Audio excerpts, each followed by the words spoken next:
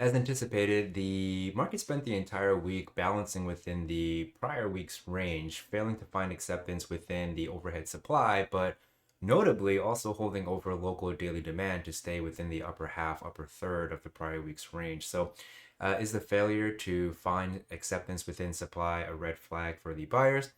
Or are they positioned well to continue to create change on the daily time frame? My name is Lamont. Been a full-time trader for 8 years now, part of the Chart Guys team for more than half of that, where I head up our swing report and the futures room. In this video, we'll cover all of that and more. So let's get into it here. Okay, so starting off with SPY, if you recall, what we were talking about last week was given the range of the prior week's candle, we can just zoom out to the weekly. So given the size of the prior week, we were anticipating the potential for us to see some further balance this week, which is what shook out, and we were looking for that balance to be under this guy and over this guy. And as long as we are under this guy and over this guy, there's not really any meaningful change yet on the daily time frame. So the notable shift is that the buyers are currently still finding acceptance over this local daily demand, which hasn't really been the case since back here in January when they broke over this structure, held over here. So all of this balance was holding over all of this demand over here. And then obviously we've sold off since there. And you could make the argument that like this little 4-day range over here is kind of holding over here, but I'm just viewing all of this as one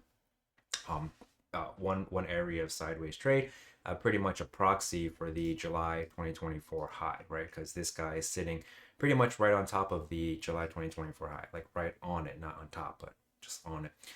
All right, so what should we care about? First things first, this is a bit of a red flag, right? For the high of the week to only get up to 544.28 and not be able to test 546.87 again is a bit of a red flag. You can see that this is where the sellers initially held their made a stand, and then again the high of the tariff suspension also pretty much right there at the lows of this supply, right? So basically this breakdown from April 3rd is not being negated without acceptance back over 546.87, which isn't the case right now. That is a red flag for the buyers. As of right now, the sellers are going to be very confident as long as there's overhead supply here, because as long as you have supply and breakdown and supply and breakdown, then we're doing just fine.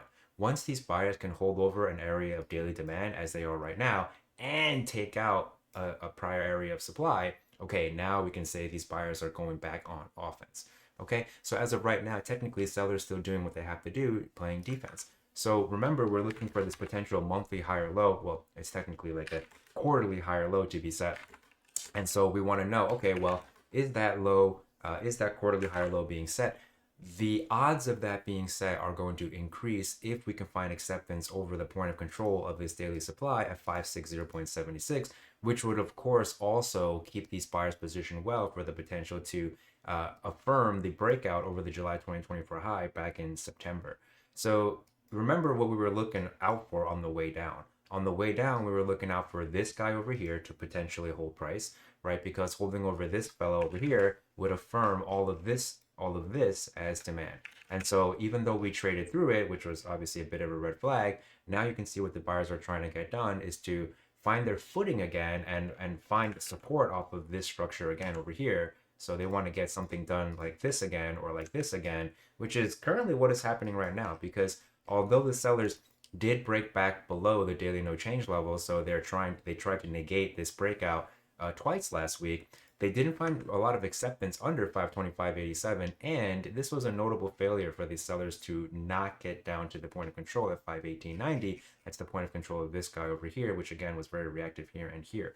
I know that this pierced it here, but you have two sessions where the low was essentially drop and pops beyond the point of control, affirming that structure's significance, right? So these were the steps that we were looking out for on the way down to potentially hold price. These are our key references. And even though they were taken out, they still remain key references, because if these buyers want to get back on offense, they need to hook back up on these areas where they failed, right? It's like that rock climbing analogy, right? Where, you climb, you set those like safety hooks. I still don't know what they're called. You set those safety hooks, and then if you fall down and those safety hooks start coming out, okay, that's problematic. But if you don't hit the ground and for whatever reason that didn't shake you enough that such that you rethought your life and just went down and didn't want to climb this rock wall anymore, if you continue to press the events, what are you going to do, right? You're going to go back up and try to hook back into those same places, but ideally a little bit better, right? Ideally, you'll use whatever. Again, I don't know what they're called, but whatever safety mechanism that is,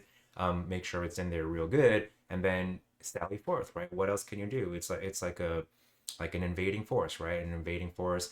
It takes out an area, consolidates their gains, fortifies that area, presses the advance, etc. And then when you have the counterattack, if they take out your fortified areas, but then they don't eliminate you, okay, what are you going to do? You got to get right back to the battle, right? And recapture that area, recapture that objective, and continue to press forward. That's just this constant back and forth, no different than like a basketball game or whatever, any kind of sports game where you're just going back and forth over and over again. That's what the market is, a two-way auction. So anyway, that's pretty much it. There's a lot of space for a daily higher low over 481.80. Anything over that's going to be good for that daily higher low. And again, the key downside reference that we're looking out for next week, 518.90. The key upside reference is going to be 546.87 and then 560.76. I don't think we had any trade zones set up, right? Well, that's the old one. And then we were saying this is still very reasonable. Like retest of this area still very much on the table. Like the best case scenario is of course when you don't even get a retest of it, right? Like over here you fail to come and touch down on it, and then over here as well you fail to come and touch down on it. So that's obviously the best case scenario, but there are often times when like you'll get a low gets hammered in over many sessions where that prior high is back tested many times, even like something similar to this. So I wouldn't be surprised if we revisit this area, and if we do revisit this area, well then we should still be interested in looking for buys off of here, because if you don't find acceptance under this guy, then this breakout over the 2022 high continues to be affirmed. We could be looking at a situation where the market trades sideways for some time. Would not be unreasonable at all, especially because there's just a lot of uncertainty. Let's call it right now. There's a lot of fear, uncertainty, and doubt right now, right? However you want to look at the current state of affairs for like the trade wars, potential trade wars. I guess they're technically already warring. Wherever you stand politically, it's kind of hard to argue with the economics of it. Like our humanity's strength is in our network, right? It's kind of like computers, right? A single computer, like a single person, very capable, right? You can do a lot with it.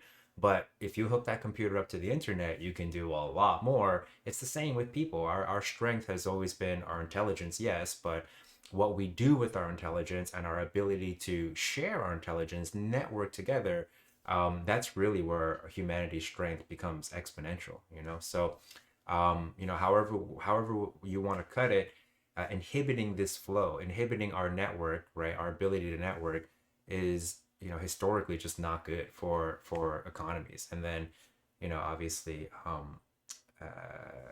weak economies or inhibited economies translates into less returns in equities, and so if you've read that Lawrence McDonald book, like what's happening right now, it definitely kind of affirms his thesis where he posited that the tech sector was way too heavily, and that materials, because there's like a shortage in materials, and there's going to be increased demand for materials, right? If we want to continue to develop our technology, well, that demands materials, right? Like if people still want, whatever, building out data centers or, getting batteries for, like cars or whatever, that all demands materials. So, if you've read his book, How to Listen When Markets Speak or whatever, and you're, of that idea or whatever, you subscribe to that idea, then what's happening right now, like in the trade wars, kind of affirms that. So something to be mindful of. A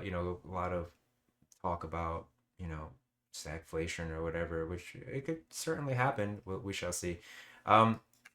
Anyway, so I still maintain that this is a reasonable trade zone in my opinion for buys, and then this was the old sell. It is still reasonable to recycle this sell, but obviously it's already followed through well, and I would be a little bit more hesitant, honestly, to just come into this if we higher low and higher high here. If we do have extension and look for like like rolling back underplays, pass back underplays, I do think that's reasonable. I'd be a little bit more cautious with it though. I wait for there to be extension and whatnot. All right, so that's pretty much it for the SPY. Moving on to the Qs. Qs very similar, right? Where again we were looking for potential for the market to balance under the key supply over local demand, and that's exactly what's happened, right? Again, this is just a matter of like it's just a matter of what the market does. Like market dynamics is just that market trend and balance, and it spends most of the time balancing.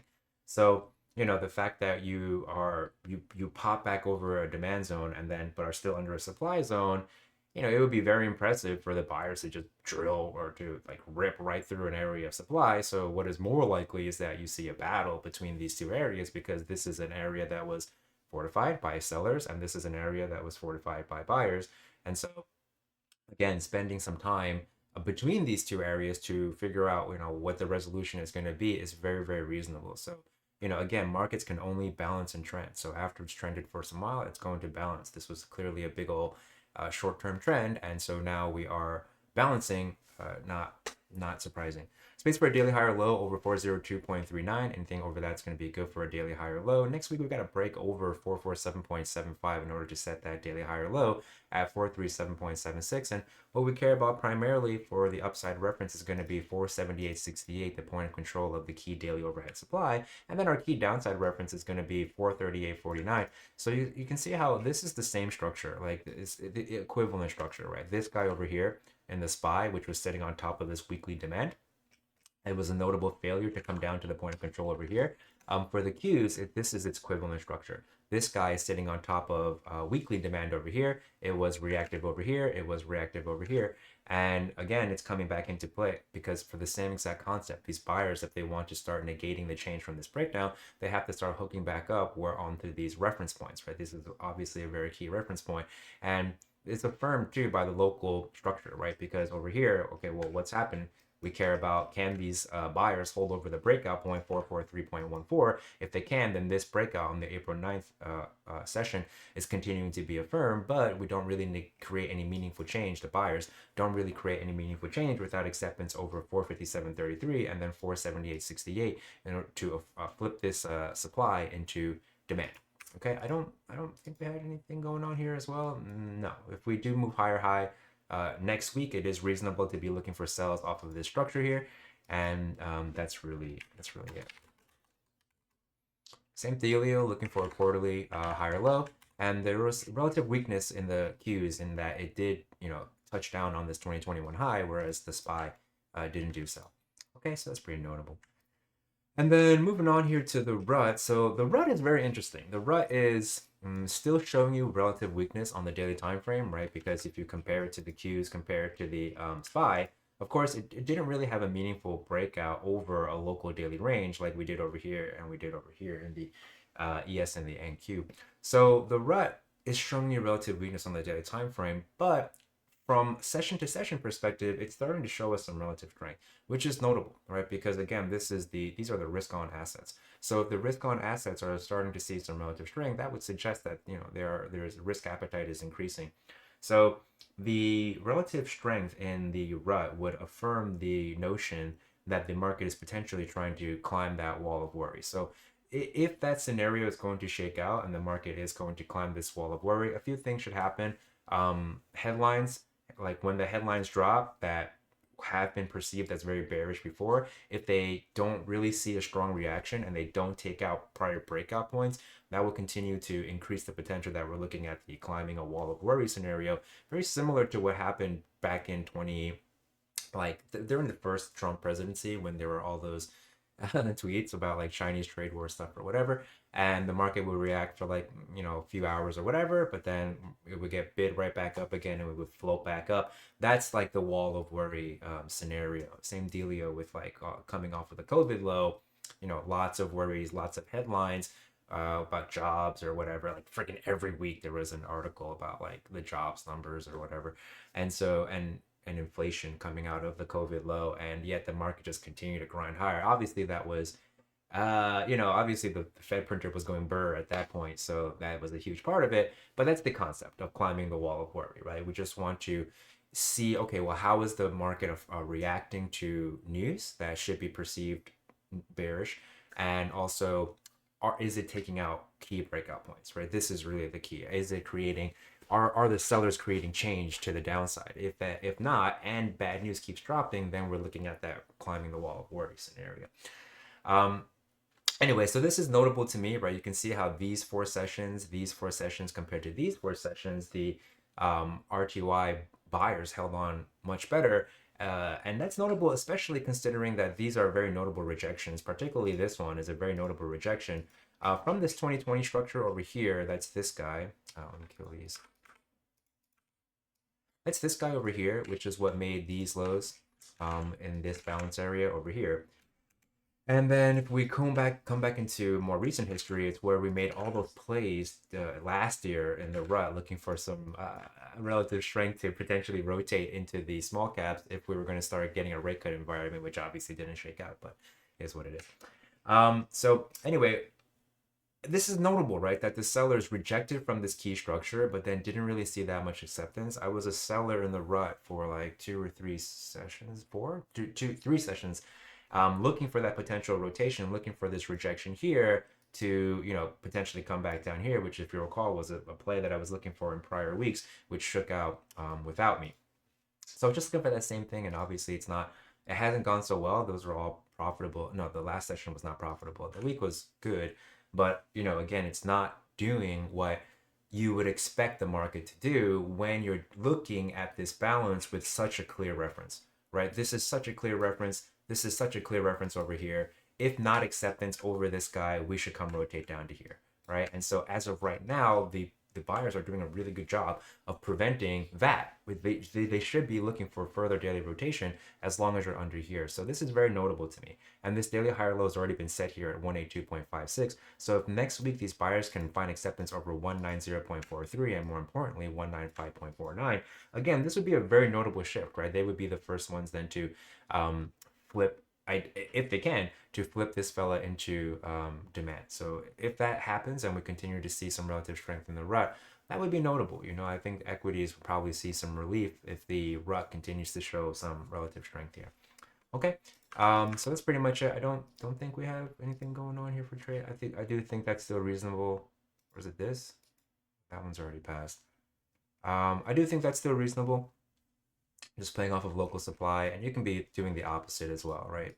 So it's pretty much like I think Bitcoin, right? I think Bitcoin is a similar situation where we're just pretty much looking for balance plays, right? Like over this key structure, under this key structure, very reasonable. All right. All right, so moving on to the Dow here. So for the Dow, came into our trade zone and is, you know, pulling away from it. So at this point, because there's so much space for a daily higher low over 366.32, I would recommend chopping this position up, right? With a lot of space for these buyers to potentially defend with a higher low. Chop that position up, pull any bids for higher, walk your stop down to over this high. If you stop out, no biggie. That would essentially be a chop and stop, unless we see some crazy gap up on Monday, which, you know, I don't really see any reason for that, but it is still Friday, so you never really know, right? With the increased headline risk these days. Space for a daily lower high as well under 408.02. And again, what we care primarily about is going to be this breakdown point under 411.44. Got to get back over 411.4 to negate the breakdown from the April 3rd session. Technically, we should have this daily no change level here, and this should just be a yellow ray.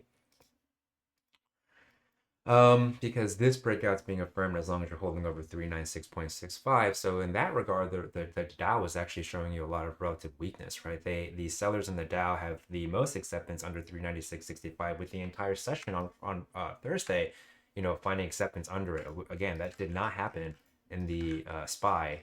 That did not happen in the Qs. That only really happened in the Dow. So speed.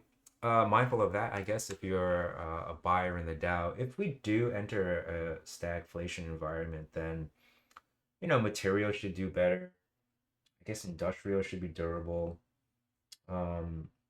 Gold should be okay. Like commodities should, because those are, you know, always in demand. And big tech should kind of suffer. So if that's going to be the case, then the Dow is likely to start showing relative weakness compared to, or rather, the NQ should show the most weakness, but the Dow is also composed of a lot of tech names. So just be mindful of that. If you've been, a bull buyer in the Dow for some time, just be mindful of that potential shift in the bigger picture.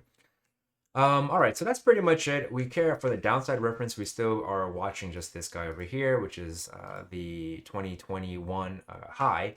And again, we did touch down on that with a lot of space for a higher low. So I don't hate this for a buy. I could have swore we had, okay, yeah, this is, again, very reasonable trade zone in my opinion for both the sellers and the buyers. So moving on now to the dollar.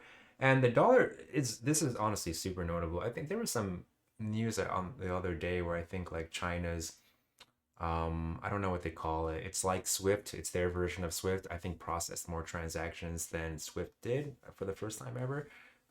That's a little concerning, right? Because the dollar being the global reserve currency has obviously been very advantageous for Americans. But at the same time, you zoom out and you look at the dollar and it's really just been chopping around forever anyway. So I wouldn't be too surprised if this would be the time to break down from this big old balance. But we're very extended right now on the shorter terms, right? Daily, weekly, they are pretty extended. So I wouldn't be surprised if we do lower low here to not see some follow through. So if that's going to be the case and you're looking for another trade similar to this one, you can wait for there to be like a little lower low here that lacks follow through, ideally like a pop down under. Then if you see a big old strong reaction over 99.80, looking for a higher low play here to try to play to here again, I think would be pretty reasonable. But this is pretty much do or die time for these dollar buyers. They don't want to lose the this fella as support, and they really are flirting with it here. You can see how this daily lower high was essentially just a pop and drop over this point of control, right? This is problematic for these buyers to not be able to hold over 99.80. Now you're just kind of grinding the value area low. So sellers are positioned well to press the issue here, and even if these buyers were to rally, if you can't get back over 100.975, you don't even negate the change of this most recent breakdown. So these dollar buyers not looking so hot right now. All right, so that's pretty much it for the dollar. I'm not really interested in looking for a sell here. Like the range is so clear that yes, you could sell in the middle of the range could work, but I don't care to set up trades that could work. I only like to set up trades that should work. All right, so the NVDA setup, remember, came into our trade zone, already surpassed the target. So, recommended peeling those positions and walking your stop up to this local low. Again, if there's going to be this stagflation, then, I do think that NVDA is likely to take a pretty decent hit here because, they're like the face of AI hardware. And if we're going to stagflate, then, its development is certainly in question. And AI has entered periods of winters before. Now, that being said, I'm still very bullish NVDA long term, right? I just don't see how they, it's kind of like Google, right? Like Google was never going to be disrupted by another search engine. That's how dominant they were. They were like more likely to be disrupted by a new technology like AI, right? Like instead of Googling stuff, people more often now just ask AI. NVDA is in a similar boat, right? Like they're very unlikely to be disrupted by another chip manufacturer. It's more likely that they are going to be disrupted by a new technology like quantum or whatnot, but that's likely very far down. And if you look at patents that are coming through now, there's like record high patents coming through from the scientific community because they are applying their AI systems to attempt to solve difficult problems, right? Like if you think about like avant-garde research right now in like genomics or robotics or even pharmaceuticals, right? Like there's a lot of challenging problems that if you're applying human sweat equity to, it takes a really long time and it's facilitated by AI. So I am still very bullish the stock long term. And I do think that this trade zone is still very reasonable, but it would definitely be a red flag to start finding acceptance under 89.88, because if you zoom out, the next area, if you trade through this structure, the next area where there's any amount of reasonable acceptance value here, you can see how thin it is up here. It's back at $50. So that's another 50% haircut from here. I wouldn't be surprised. It would not be surprising to me at all. Like NVDA has done this tons of times. It just kind of gets overhyped. This is a 60% decline. This one here is a 70% decline. So I wouldn't be surprised if we have a test of this guy in the books. So manage those positions, right? If you do happen to stop out of this guy, that should be a profitable chop and stop. So just stop it out, and then we'll look to reset and see what happens. If we do drill down under here and then don't make our way back down here, and then we start creating some basing, okay, then we can look for a back test of a daily demand zone to look to play back up to here. But for now, it's still just all about this guy right now. Okay. So that's pretty much it. I continue to maintain this is a very reasonable place to be looking for trade. The more often we do test this area, I think it's less likely it continues to hold, right? Because every single time you come and test an area of demand, you're using up some buying power. So if you use up that buying power and then you don't make higher highs, like we didn't really make a higher high here after holding this area. This is like a area of local supply that rejected price. I guess you could argue that we did take up this area of supply, but it didn't really make a higher high over this swing high. Like if you look on the weekly time frame, for example, right, we didn't make a new swing high on the weekly yet. So to bounce here and then roll over again, that would be a bit of a red flag for these buyers that are playing off of this key demand zone. So just be mindful of that. That's really it. And then for Bitcoin, so Bitcoin came into our sell target, sell trade zone. Did not get to the final target, came a little bit shy, which was of course very notable. But you should be fine there. If you're a seller already, chopped it up, stops over there, and now this is the same dealio. You can walk your stop up, pull any bit lower. It's gotten to our target as well to the buy side.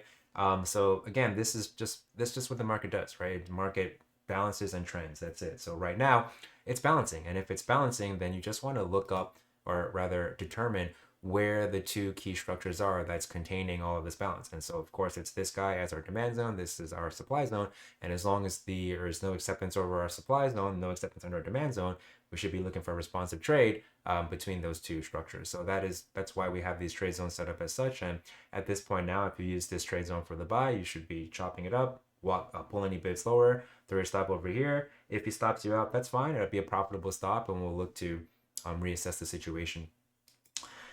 That's really it for Bitcoin. I don't really care about anything. If there's not acceptance over 89541.25 or under 72082.40, then there's just really no change at Bitcoin. So that's really it.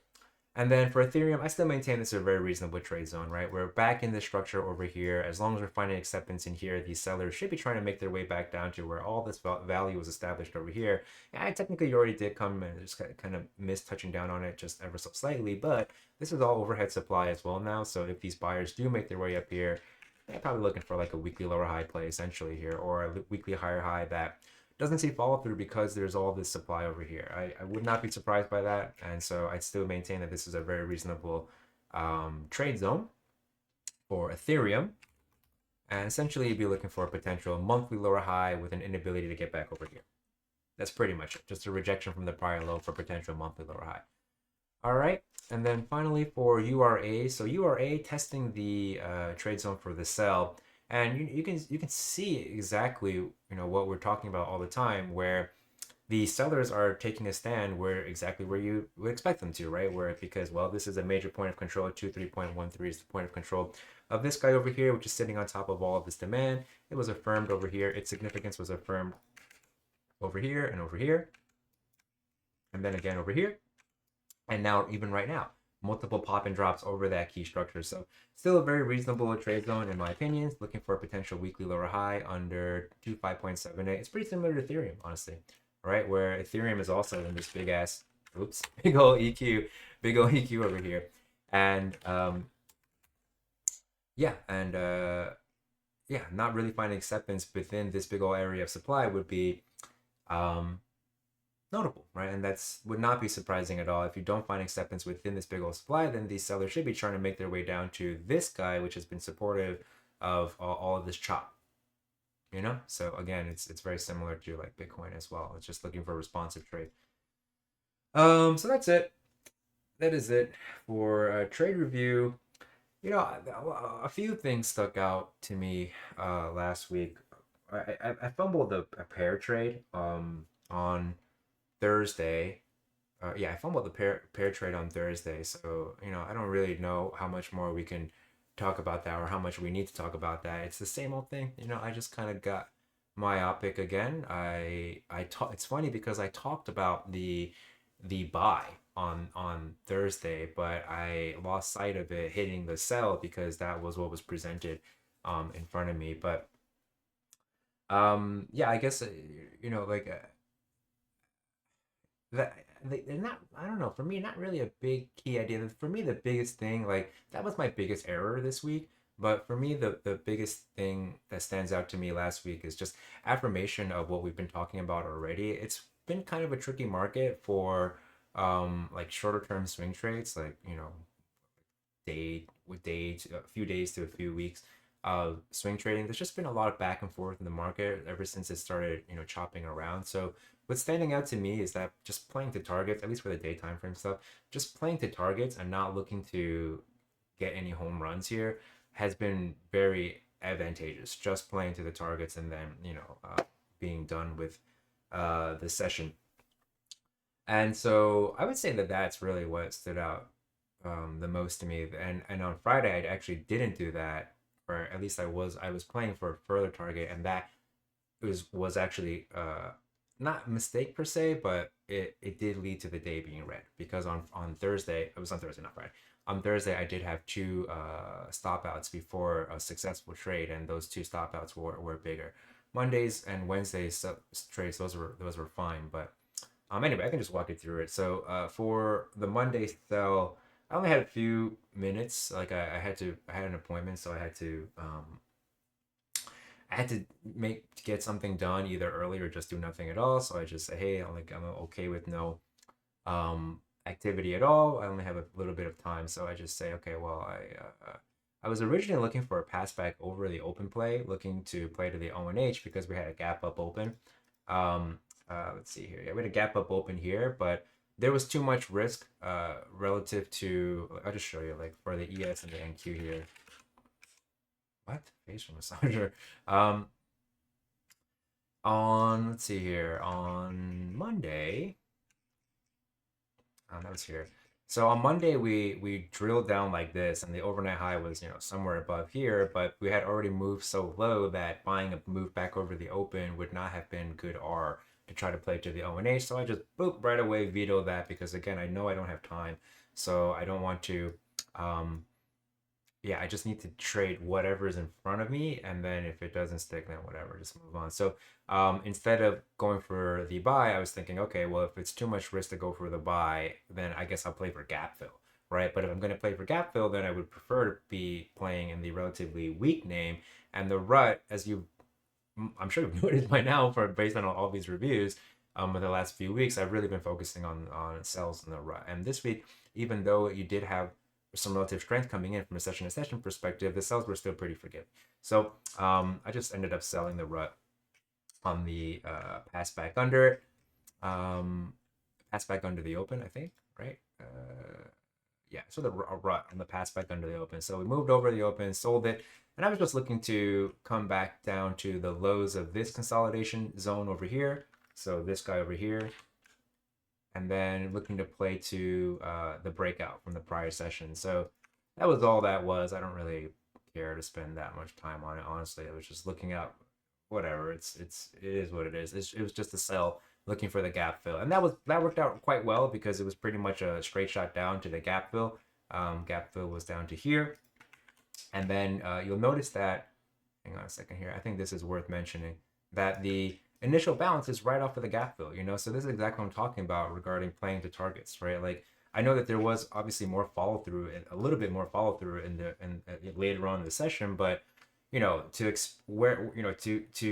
hold on to that. Well, I didn't have time for it anyway, but you would have had to sit through let's see, another almost 3 hours, 2.5 hours for the potential to see that. You'd sweat through all of this, and who knows if you would have gotten this exit. It's a reasonable exit for sure, right? Essentially targeting the lows of this consolidation structure. It definitely was a reasonable target, but again, just getting those base hits, those doubles, maybe a triple or whatever, has been much better from like a energy perspective as well. Not necessarily P&L maybe, but from when you consider the value of your time and your energy, it's been an easy choice in my opinion. And then for Wednesday, I had another sell, sold the RTY 1 minute Stair step. That was on Wednesday over here. I didn't do anything Tuesday. I forget why. And then on Wednesday, I just sold this move over here. This was just a sell because we 1 minute stair stepped up in to test the prior day's point of control and failed to test the point of control. Instead, essentially a pop and drop at the low of this structure, which was kind of like a proxy for the prior session's point of control. So I just sold that. Chopped it up. I forget, there was like a meme exit. Chopped it up, looking for a chop above the regular trading hours low first. So that was just above here. And then, or yesterday's regular trading hours low, I should say. So that was just here. This guy over here, just chop it up. And then I took another chop at a meme exit. 880.88 is just lucky in the Chinese culture. So I like to, it's like just a kind of joke, I guess. But you know, it's a reasonable target as well because I was looking for another exit above the low of the day. So, okay, I just see the low of the day. I'm thinking, all right, well, I want to aim somewhere around there. 880.8 was a little bit above it, and it's lucky. So that was it. And then I walked the stop, looking for the ONL exit, and then I just stopped it out, which was it was a profitable stop. I forget. Let me see here. Walked it to above the lows of yesterday. Oh, so that was just over here. So here's the end of the day balance. I'm sorry, here's the end of the day balance. So I just walked the stop up to there, down to there instead of over here, and then I just stopped it out. It was no problem. I'm sorry, it was actually this. It was over here. And that was fine. A profitable stop. And then Thursday sell. I don't. Oh man, the picture's small. Whatever. It doesn't really matter. I'll just walk you through it. The Thursday. Thursday sell was just the first. I just saw the pass back under the open because. Is that it?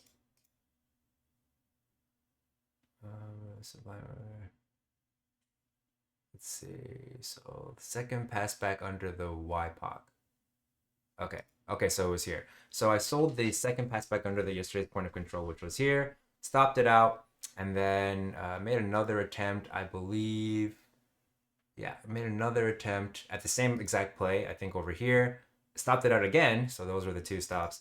And then one more, the stair step over the developing value area high, which was over here. Sold that, stop over here, chopped it. Another chop, I believe, at the open.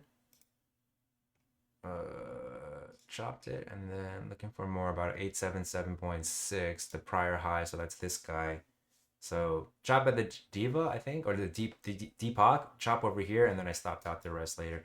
And I was looking for the potential of the rotation back down to the lows of the range. Like I was thinking, okay, this could potentially come all the way back down here because we are still bouncing over here, which is why I didn't exit at the overnight low. If I had more contracts on, I would have exited at the overnight low.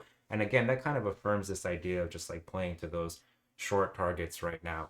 And this has been true for swing trades as well. Admittedly, I've not done so well with swing trades for personal stuff has been more or less fine, selling cash occur puts, buying in the long-term accounts and then trimming it in strength. That's been going fine. But like for intermediate short-term swing trades, has been kind of tricky. You know, I'm still just kind of biding my time here, waiting for the market to become easier because I also recognize that you don't have to capture all of these trades. Like, you know, maybe 2 or 3 trades from last year for the swing report trades pretty much made like, at least for me, was like 80% or so of the gains for the entire year. So, you know, that a big part of trading is just knowing when to go hard and when to pump the brakes. So right now, at least, I'm still kind of pumping these brakes. So again, that goes into this idea of just playing to these targets, not looking for home runs, and just trying to get on base regularly.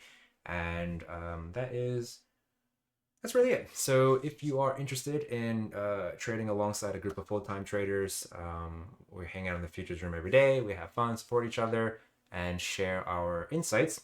Check out the chart guys, links in the description below if you're interested in the swing report, which is essentially me trying to essentially trying to offer an advisory that's very similar to what people join the chat room for if you are interested in the stream, like our morning streams that we do where people do ticket requests and we set up trade zones for them. It's essentially what this ring report is. I'm trying to show you the process, hit you with some trade zones so that you can structure your trades around those levels, with these concepts. And also any trade that I take, we'll do live updates for. Any trade that Dan takes, he'll do live updates for. You get an update from Dan every week as well. Get his, perspective on the market. then check out the swing report. Links in the description below. If you wouldn't mind hitting us with a like and subscribe, would appreciate that very much. Otherwise, appreciate y'all sharing some of your time and energy with me. Hope you enjoy the rest of your weekend, and I hope to see y'all next time. Farewell.